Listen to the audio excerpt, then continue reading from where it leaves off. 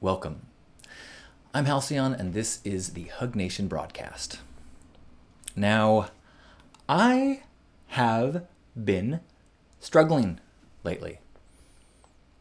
I have not been in the best headspace with regards to the situation in the world, with American culture, with racism, with police brutality, with corruption in politics and wealth distribution. And, it's a lot. Now, to be fair, I have not been doing my part to make myself feel better. In fact, I have been practicing in a way that makes me feel worse. I've realized that spending time on social media, taking in more and more perspectives and theories and ideas about what's wrong and what's going wrong is kind of like going onto WebMD or searching the internet for like your rash symptoms. But if you spend too long looking at medical symptoms, pretty soon you are in a terrible place. Maybe you're dehydrated, or maybe you've got Roundup in your veins that's being triggered by 5G towers, and you've got a parasite that is communicating with... It's easy to go there. By the way, that was a description of a rash symptoms and diagnosis, but it also could be a diagnosis for what's going on politically. We could have internal parasites communicating with aliens. The social media practice is super detrimental to mental health.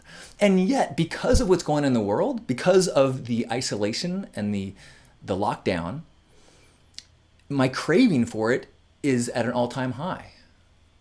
I don't have the one-on-one deep conversations very often with people that I have these trusted relationships with and can have deeper dialogues that help me to anchor and make sense of the world and kind of allow me to brush off ideas or theories that wouldn't normally affect me. In the same way that if I got to sit down with a physician, I probably wouldn't spend so much time on, the fourth click in on a YouTube binge. I'm more susceptible because I'm desiring the connection in some way. And so I get them in a super unhealthy way by scrolling and reading personal perspectives and reading people's outrage. And it is a human experience. It is a human emotion. It is a human on the other side of this. Well, I take that back. It's very possibly could be a Russian bot. But it feels like a human. And so I'm feeling the need for these conversations in a super unhealthy way. Kind of like if I skip breakfast and I skip lunch, and then for dinner, I'll have an entire bag of chips. That's how the binging on social media feels, makes me feel sick, doesn't give me the nutrition, and then it starts to build up these kind of addictive tendencies where I'm craving the salt, craving the carbs. And I feel sick in the morning, so I don't start the next day with a good breakfast either. I mean, theoretically, but also literally. So the one thing that is making me feel better is by taking on a longer term perspective, trying not to look at what's going on right now, trying not to look at what's going on in this election, trying not to look at what's going on in the day-to-day, but pull way back. Because if I go back, 4 years ago to the last presidential election, now on election night, when Trump was elected, I notoriously got a little too intoxicated and ugly cried on Facebook Live on election night because I was so distraught. It actually became, the archive went semi-viral as Trump supporters hashtagged it with liberal tears and sent it out to all their friends to celebrate. The reason why I was so affected at the time was because I had the perception that we were in this momentum of progress. Things were getting better and better and better. Obama, black president, gay marriage, legalized pot. Like, we're winning. We're winning. Momentum. Do, do, do, do, do, do, do. And so then to get the wake-up call that maybe things weren't like I thought they were was intense. Like, ice water bucket, multiple backhanded slaps in the face. Like, it rocked me. But if I go and I look at that now, with the context of where we are today, we were not getting better and better and better and better and better. Everything that is present in the world right now was present then.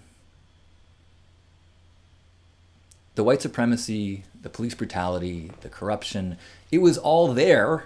I was convinced by the momentum that everything is going to be okay. And I think what I can see now is that everything was not going to be okay. It would be if, like, we had some rotting thing inside us that just because 4 years ago it was not making me sick, that didn't mean that eventually it would kill me or poison me and weaken me. And I think that the world and this country is in that kind of state. And so from that way back perspective, I can have a little bit less despair and look at what's happening today, not as like it's game day, we've got to win, but this is a day where we have a deeper perspective of what we're really fighting. And this fight is going to be very, very long. Probably beyond my lifetime. Most certainly beyond my lifetime. And so the perspective and the objective have to be a good ancestor. And that is the perspective that allows me to not become overwhelmed, not think that this rash is incurable, but just daily putting on the ointment, daily recognizing how I can adjust my diet, daily figuring out what I can do better than the day before. Eventually, the rash will get better, maybe even go away. In the end, there's so much beauty and so much good, so much to celebrate. And it requires a frequent remembering of all there is to celebrate so that you have the energy and the passion to fight when you have to. So I hope your rash is not flaming up. I hope your heart is feeling good. I hope you are awake and feeling optimistic about the long term. Thank you. I love you. Thank you for watching. Please subscribe and hit like. Tell a friend. Sing a song. Dance. But at the very least, hit like. Have a beautiful day. I love you.